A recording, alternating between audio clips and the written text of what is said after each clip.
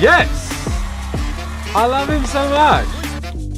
Full voice, again connected, but much more breath flowing. You don't want a mic stand just hanging around. They keep me where the light is. Yeah.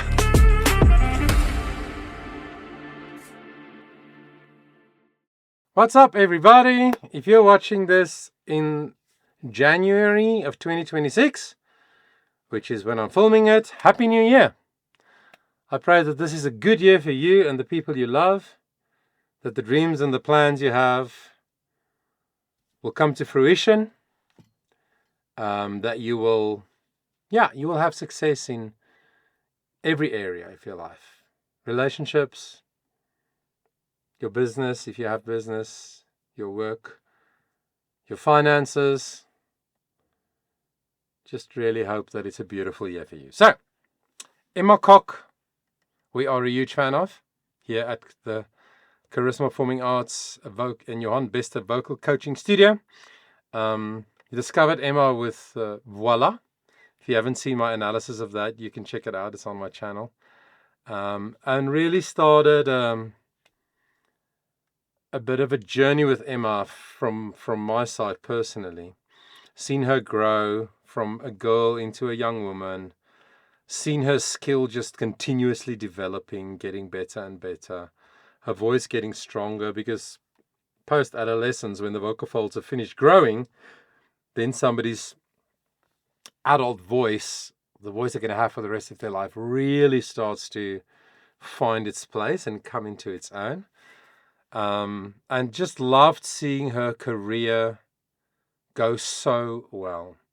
Because if you're a fan of Emma, which I'm sure you are, which is why you're here, you will know that she is not just a beautiful performer and singer, but an absolutely beautiful human who does so much to help research for the condition that she has, etc. So, but I saw this morning actually.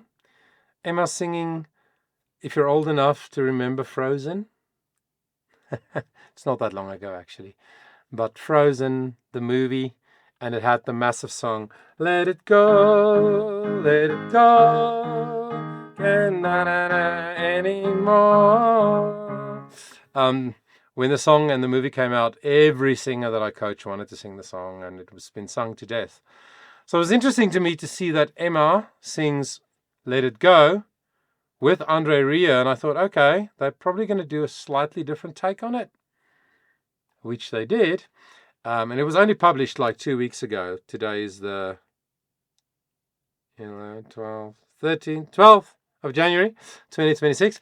Only published 2 weeks ago, and it looks like a winter concert in Maastricht, where André hosts and have been doing these amazing concerts for many, many years. So it's probably fairly recent that she sung this, maybe a month or so ago. So let's check it out. Let's see what Emma and André together came up with to make this song work in this setting with a symphony orchestra and not the contemporary kinds of instruments that play on the original. I watched it once, I loved it, so I'd love to watch it with you and share my thoughts.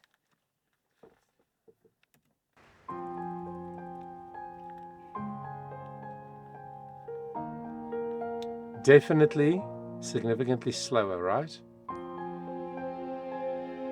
Which makes sense because the orchestra. The snow closed white on a mountain tonight, not a footprint to be seen. A kingdom of isolation, and it looks like I'm the queen. Okay, so first up, she sings it in the original key. Snow falls down on the mountain tonight. But then, cleverly, she alternates the melody because it's too low for her. Not a footprint to be seen is the original, right? It goes to the low F, the F3, which is very low for her voice type and also her age. Can be done, but it's low for her, so she just decided to change it. Footprint to be seen. something like that. Footprint to be seen, something. So she keeps it in a range that's really controllable and beautiful for her. The slow tempo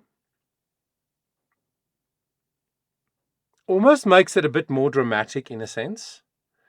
Not that the movie version is not dramatic, it is.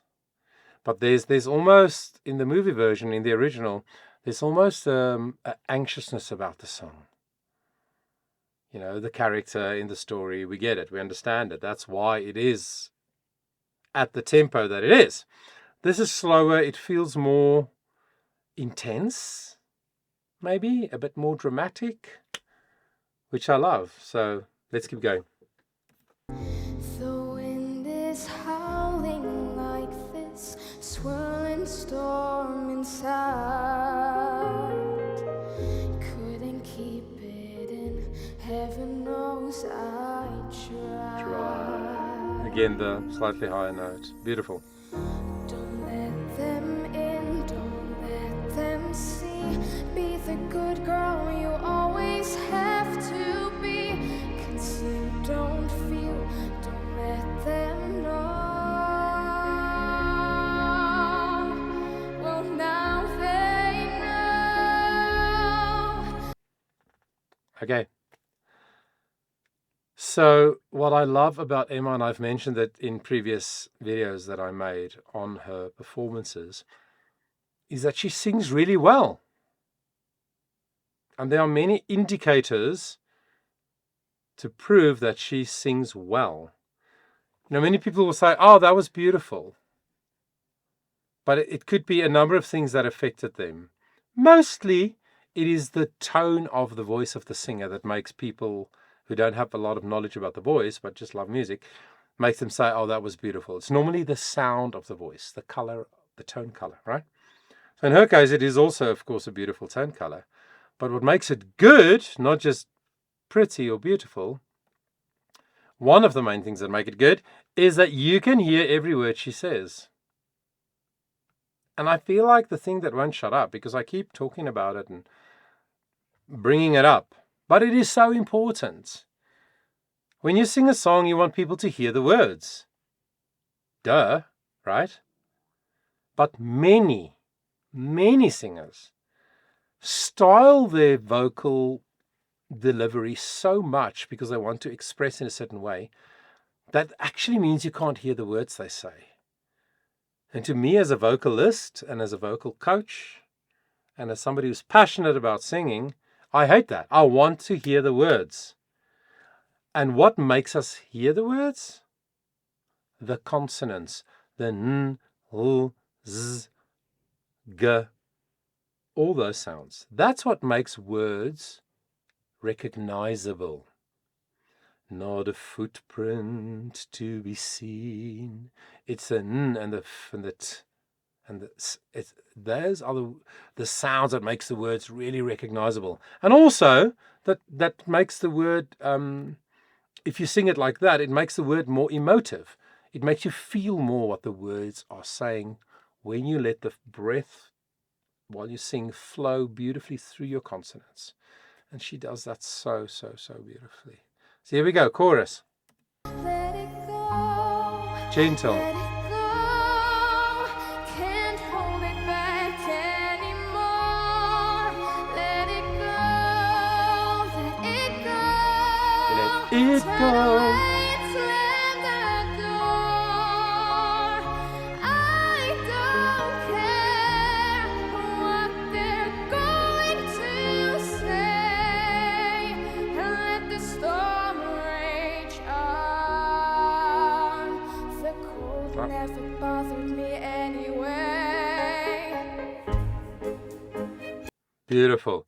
Not cold never bothered me anyway. She's not going to the low notes. So it's a fantastic artistic choice that she's making to keep all those really lower melody notes, to keep changing them all up. So there's also a consistency in how she does that. I don't care. That E flat 5 is a very tricky place for most female vocalists. And in my opinion, she doesn't belt it. It's not I. It's not that sound, but it's a full sound. I don't care, which means her technique is so good. She can sing. That is a danger zone for female vocalists. That C5, B flat 5, that area is hard because that's where the register change happens. That's where people go from a chest resonance sound, which is a speaking range resonance, to a head resonant sound, which is above that. So that crossover is very tricky for female singers, but not for Emma, because she just handles it so beautifully. And also, while I look at her and listen to her, I don't feel, I hope that comes out. I hope she makes it. I hope it's not a strained, stressed kind of sound. I don't. She makes me, as the onlooker and the listener, she makes me comfortable. Does that make sense? It is a very important thing. I coach my singers and say, when you perform, you don't want to do anything, especially visually, mostly visually, that make your audience nervous for you. That make sense? So she does that so beautifully. So beautiful. Anyway, let's keep going. Verse 2. I love the arrangement. How some distance makes everything seem small. And the fears that once controlled me can't get to me at all. It's time to see what I can do. Melody alternation.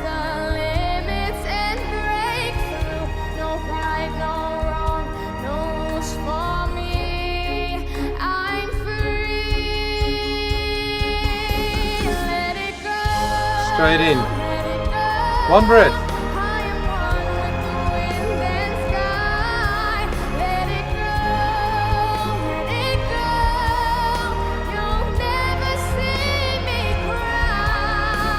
Open.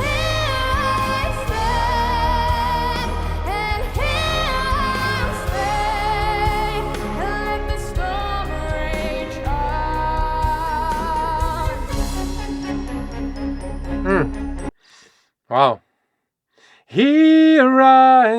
That E sound is very tricky for many singers.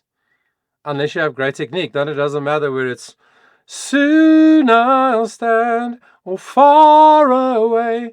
Whether it's an A or a U or an E or an E or whatever kind of vowel. If you have good technique, you can sing any vowel throughout your whole range comfortably. And it's recognizable. She doesn't modify the vowel because she can't sing the E. She doesn't go, ha. She doesn't turn it into a ha. She goes, here I stand. He. So, good technique. A E high, a E in the middle, and a E low sounds the same. Really, really good. Did you notice how she went into the second chorus in one breath? I can't remember what the words are. Turn, I know, let it go, let it go. She sang all those 3 mini phrases in one breath. It's not to show off, look at me, I've got a lot of breath. No, it's an artistic choice. It makes it interesting for the listener. And this is what it means to cover a well-known, very well-known song, to cover it well, to cover it in a way where it sounds like you. It sounds like your song. Brilliant.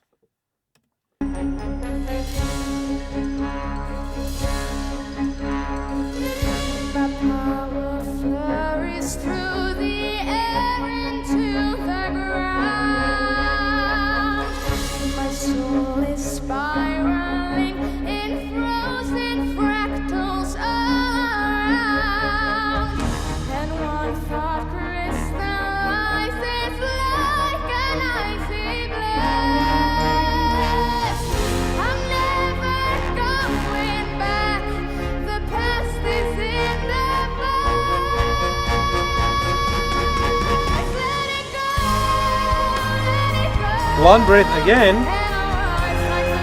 So good.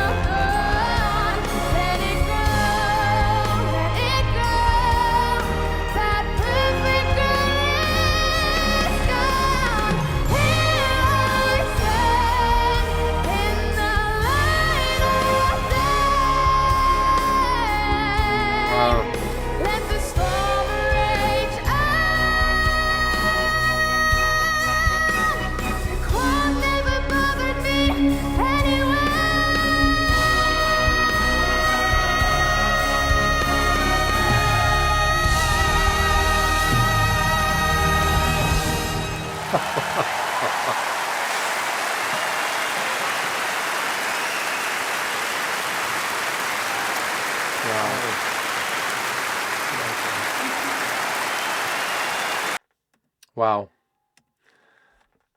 So I've got goosebumps all over my body.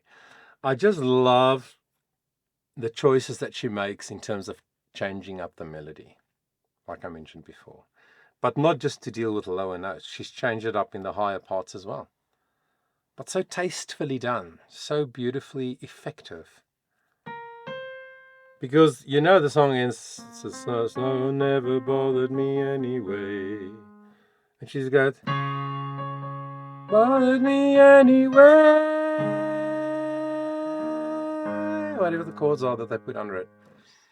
And she held that high E flat 5 for a long time. And she does the beautiful technical display of vibrato that we need to see. Natural. Way. So it's straight, the tone is straight, and then the vibrato comes on. And all her vibrato in this performance is 100% under her control. She decides, how long is this long note straight? And when do I put that glimmer, that shine, that gold dust on the note by putting the vibrato on it? Just beautiful. Honestly, not just beautiful, so well thought out, arranged, and sung, performed technically well, emotionally connected. And like I said in the beginning, the way they did it here made it for me more dramatic, more intense. Not that the original wasn't dramatic and intense, it was. But for me, it feels more intense. I don't know how else to put it. If you have a better word, then let me know how you would describe it. How would you describe it? I would love to hear from you. How would you describe the way Emma and André interpreted and delivered this song? It really was written in a pop style, right? The modern day musical movies. It's a pop style of writing, mostly. By the way, she did a few small poppy things vocally, which was cool, but not out of context because this is not a pop setting, right? It's a symphony orchestra. I saw there's an electric bass, which is really cool. An electric bass can add elements that double basses, don't. It's different. So, and the xylophones and the metallophones, did you see them? It was beautiful. So yeah, I loved it. I want to know whether you loved it. Love to hear from you. Please subscribe if you haven't. I would really appreciate it. And let's make 2026 a great year for all of us. Until next time, remember that your voice matters.